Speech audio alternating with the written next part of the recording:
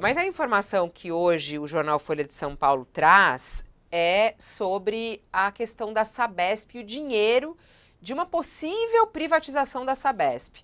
O governo de Tarcísio incluiu a privatização da Sabesp no projeto de lei orçamentária anual que foi enviado à Assembleia Legislativa e foi enviado inclusive na segunda-feira.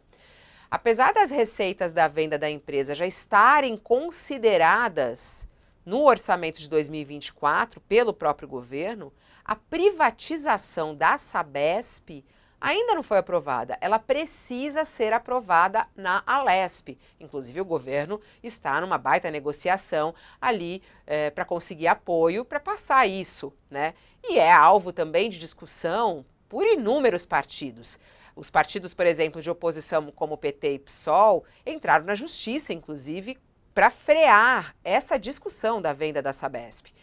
Ontem mesmo a gente ouvia aqui o próprio deputado federal, que nos disse, inclusive, o Gilmar Tato, que é um absurdo essa venda que vai na contramão do que está sendo feito no mundo. A gente ouviu também outros opositores em relação a essa venda, falando que isso pode trazer problemas no abastecimento e muitos desempregos também. Enfim, é algo que precisa ser discutido. Tarcísio disse que isso ainda vai ser colocado em audiências públicas e que a discussão com a população virá na hora certa. Mas aí eu lhe pergunto, Thales, é o caso de justamente já colocar no orçamento de 2024 o valor da venda da Sabesp sem que isso tenha sido aprovado na Alesp? O caso, isso tipicamente está sendo feito às pressas, está sendo feito de maneira improvisada. E sem segurança, porque o Tarcísio ainda não está com essa segurança toda na Assembleia Legislativa de São Paulo. Então, ele não tem segurança de que vai ser aprovado. Isso daí ainda tem muita água para rolar debaixo dessa ponte.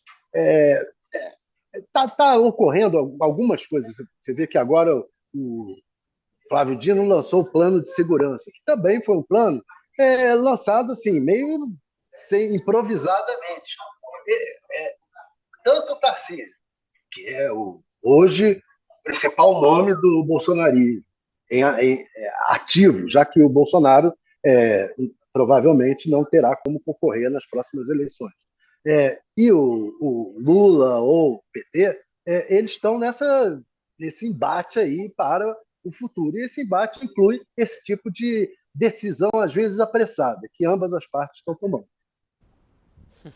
E você, Carla, você que inclusive acompanhou bastante, né, Tarcísio de Freitas, tem chamado a atenção a gestão dele em São Paulo e até alguns atropelos. Esse seria mais um deles, Carla, na sua opinião? Porque ele enviar esse orçamento já com essa previsão é até uma pressão ali à Alesp, um desrespeito, ou isso faz parte também, quer dizer, quando você joga o orçamento lá para frente, você faz as previsões de algo que pode vir a acontecer.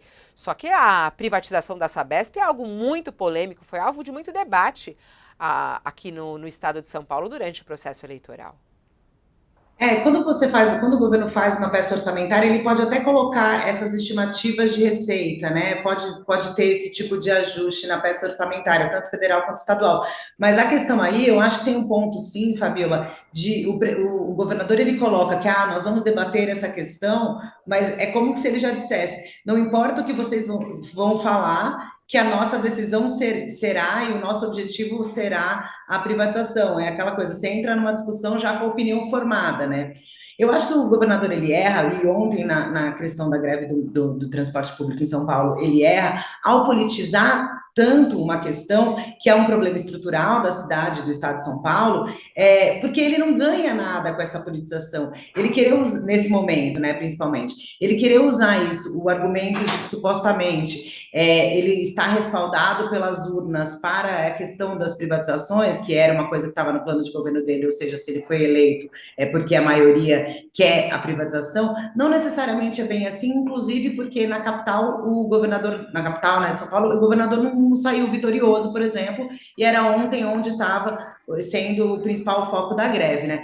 Eu acho que assim, essa questão orçamentária é um pouco mais ajustável, mas já demonstra aí a intenção de que o governador entra nessa discussão sem nenhum tipo de intenção de negociar, de ouvir e de eventualmente mudar de opinião num serviço que é básico, que é fundamental, e numa eventual privatização que tem que ser feita de uma forma não assodada, né? São serviços essenciais que precisam ser garantidos para a população. A discussão da privatização, ela pode acontecer, eu acho que ela deve acontecer, a gente tem aí um exemplo bem sucedido de privatização que a gente sempre fala, a questão da telefonia, né, que teve muita resistência naquela época, mas de fato foi um serviço que acabou sendo disseminado para o país inteiro. Hoje o celular é uma coisa que é uma realidade para praticamente todos os brasileiros, enfim, é uma discussão que é válida, mas ela, quando ela é politizada de partida, eu acho que ela fica muito contaminada e é ruim para a discussão como um todo. E aí o governador mostra que não está, pelo visto, muito disposto a discutir, que é um pouco impor aí a sua visão liberal nesse momento. Aí a gente vê como é que vai ser as reações, né? Porque ontem a greve era já uma reação a isso. Eu acho que não vai ter vida fácil, pelo menos não está procurando ter vida fácil o governador aí nessas questões, Fabio.